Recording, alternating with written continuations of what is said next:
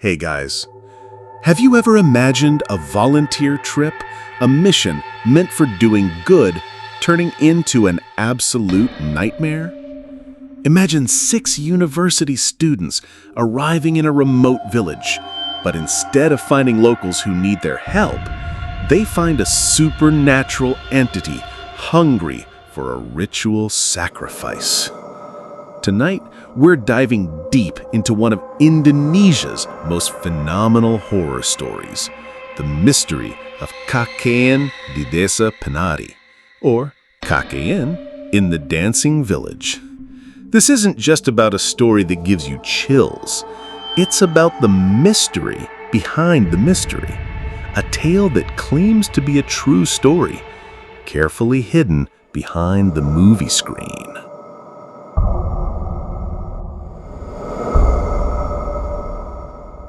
Before we begin, a quick disclaimer. This story is a fictionalized analysis inspired by a powerful urban legend. All names, characters, and events are discussed for entertainment and analysis. Now, turn off all the lights, put on your headphones to make it more immersive, and don't forget to hit that like button if you love this kind of mystery deep dive. In the comments, type, "Let's get cursed."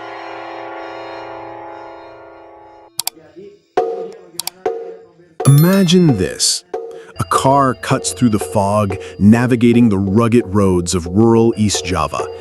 Inside are 6 university students from the city of Surabaya, full of passion and idealism.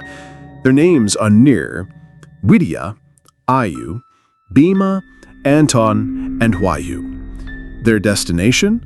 A remote village deep in the forest, where they'll fulfill their community service requirement, a program in Indonesia known as KKN. They expect to teach, learn, and, of course, make memories they'll share for years to come. They're greeted by the village head, Pak Prabu, a man who is friendly but carries a serious aura. His welcome is brief, direct, and filled with a warning. There are local customs that must be obeyed, especially one rule that can never be broken. Never cross the forbidden gate that separates the village from the cursed forest beyond it. A warning that, as we all know, is destined to be ignored, leading to disaster.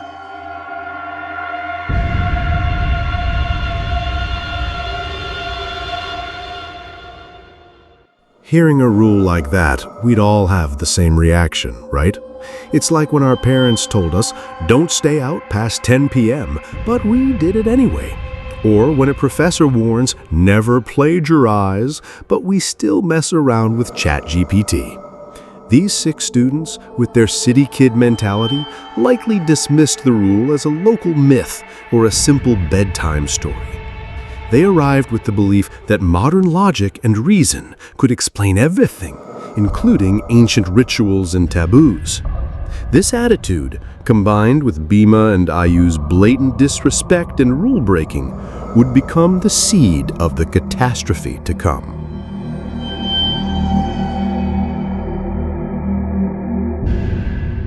Now that we know what it feels like to face this unseen terror, let's get to the fundamental questions. What is this story really about? Beyond the terrifying film, KKN in the Dancing Village is a fascinating cultural case study. Let's dissect it, piece by piece.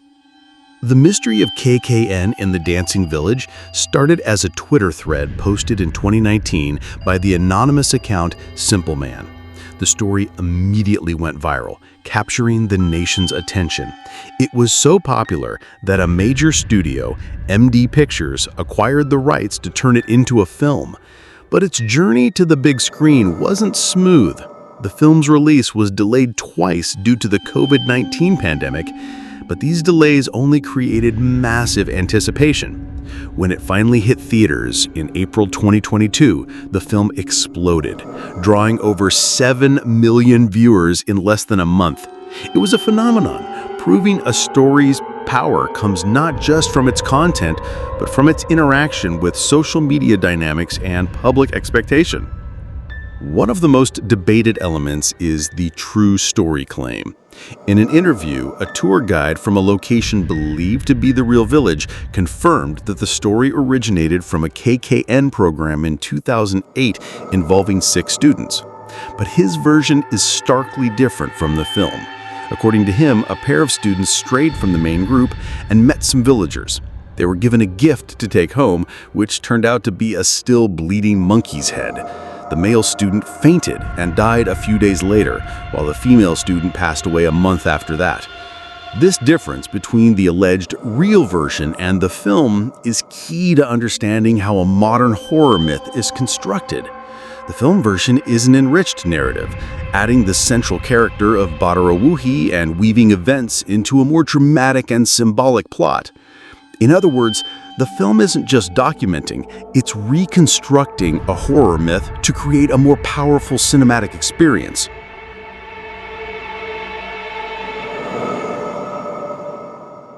So, what was the fatal rule that Bhima and Ayu broke? The main transgression was committing lewd acts in a secret place. Their intimate scene in a forbidden spring became the tipping point that invited the entity's wrath. But beyond that, there were other crucial violations. Bhima and Ayu's disrespectful attitude towards the village elders, Ayu's revealing clothing in a conservative community, and the impolite way some of them spoke. The tragedy that befalls them can be interpreted as the result of a culture clash between urban values and local traditions. The students arrived with an air of dismissiveness towards the local norms, and the horror they experienced serves as a violent reaffirmation of the importance of respecting customs, etiquette, and local wisdom.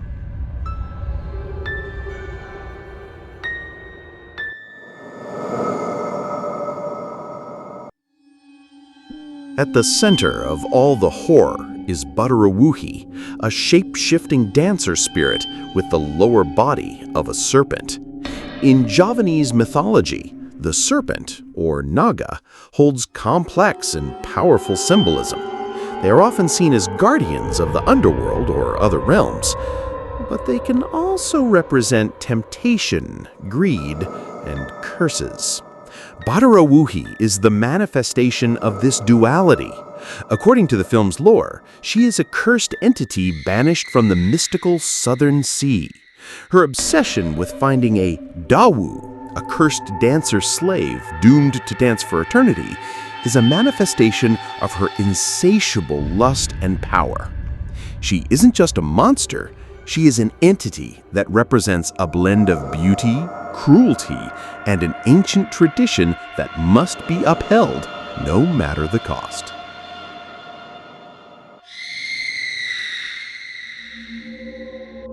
At this point, we might think the story is over. Bhima and Ayu have paid the price for their actions. But it turns out, the horror in the dancing village is much older than we thought. Imagine this. If you were on that KKN team, which rule would you find the hardest to follow? And does your own hometown have a creepy local legend that gives you goosebumps? Tell me about it in the comments. Let's prove that community service experiences are always full of surprises, whether they're good surprises or the kind that make your skin crawl. Ultimately, KKN in the Dancing Village is a powerful reminder. It's not just about uncovering a mystery, but about the importance of respecting places, people, and beliefs, no matter how modern we think we are. It's a lesson in etiquette, responsibility, and the consequences of our actions. But the mystery doesn't stop here, because next time, we're going to explore the mystery of the ghost of Jeruk Purut.